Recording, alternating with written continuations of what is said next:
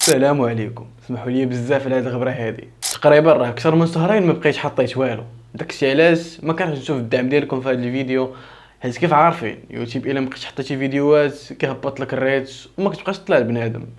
دونك الا شفتيني حاول تبارطاجي الماكسيموم ولا تخلي شي كومونتير وما نطولش عليكم في المقدمه. نبداو القضيه ديالنا على بركه الله.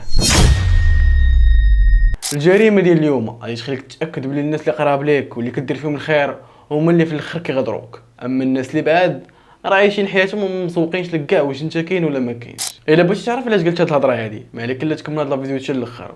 اما بالنسبه للشخصيات والاسماء ديالهم فغادي تكون غير مستعاره، حيت هاد القصه قصه حقيقيه وما يمكنش نذكروا الاسماء ديال الشخصيات.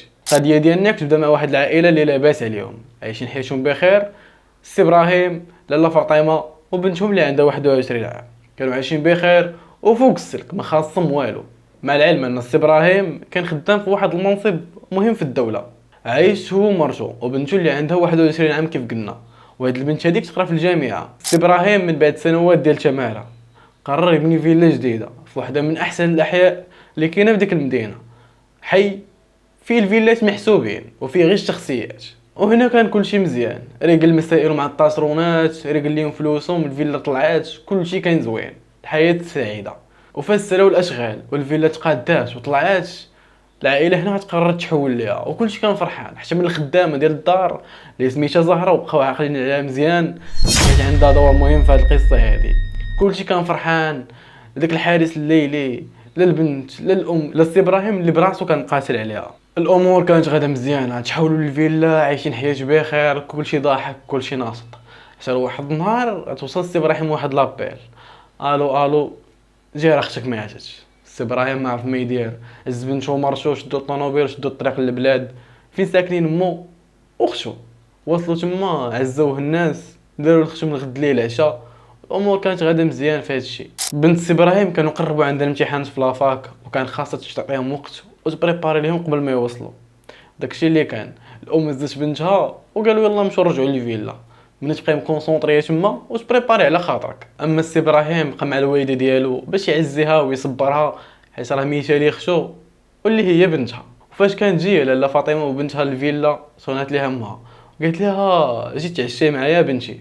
ايوا لاله فاطمه قالت غادي للفيلا غنبقاو غير بحدنا والله من دوزو عند امي منها نشوفها ونتعشوا مجموعين.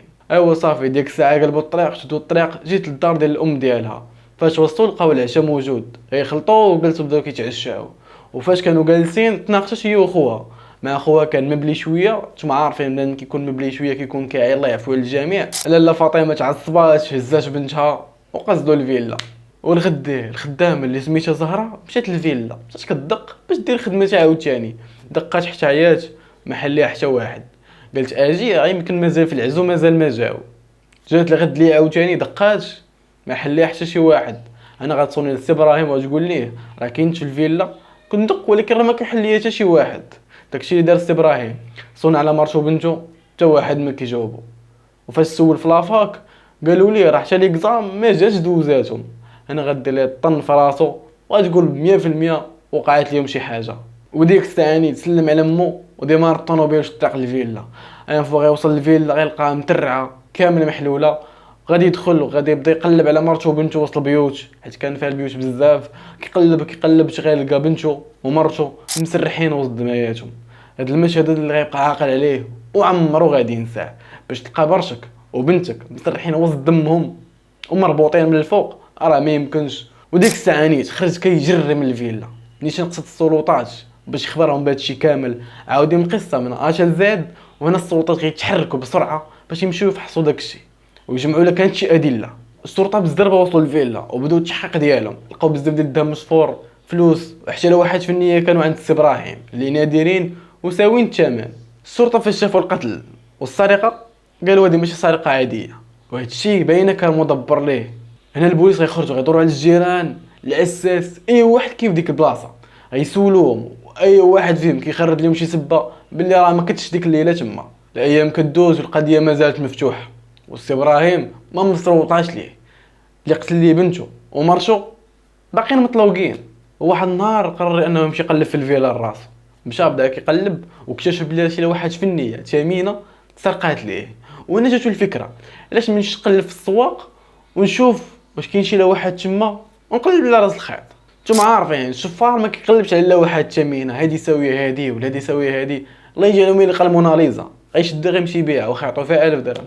المهم خصو ياخذ الفلوس صافي، مشى بدا كيدور تما في ديك المدينه كيقلب، وهو تجي لي عينو لواحد اللوحه ديالو.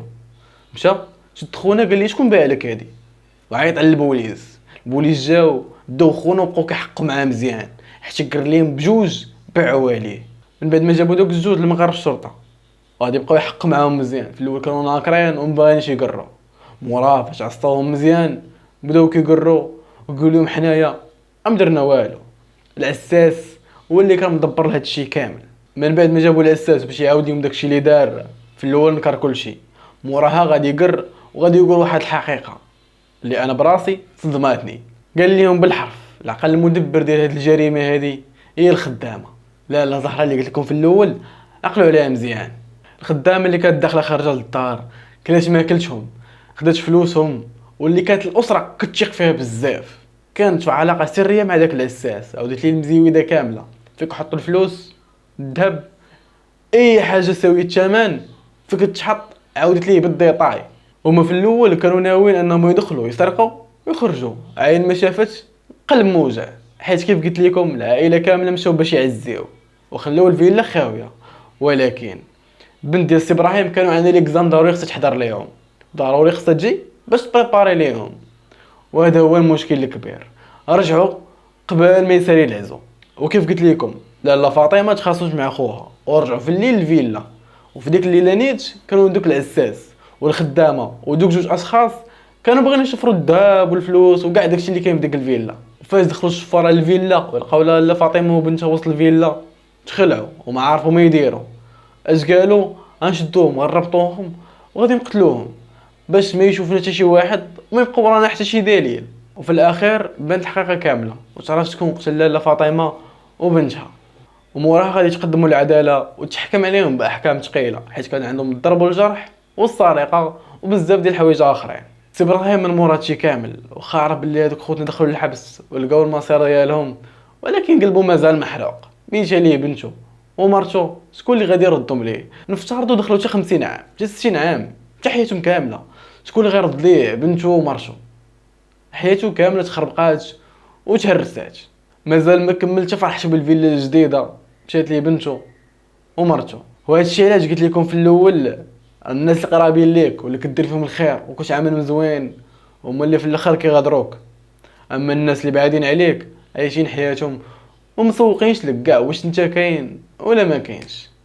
كانت هذه القضيه ديال اليوم، وما كرهتش الصراحه نشوف الدعم ديالكم في هذا الفيديو، ترى المده هذه مابقيتش حطيت لكم والو، وما كرهتش توصلوا هذا الفيديو هذا ل 500 جيم، علاش لا زعما راك تقدروا عليها. واي واحد وصل حتى الاخر باش تكتب لي كلمه الغدر في كومونتير باش نعرف شكون وصل وشكون اللي ما وصلش. كانت هذه القضيه ديال اليوم، كنبغي نقول لكم كنحبكم بزاف، تهلاو ليا في راسكم، سلام.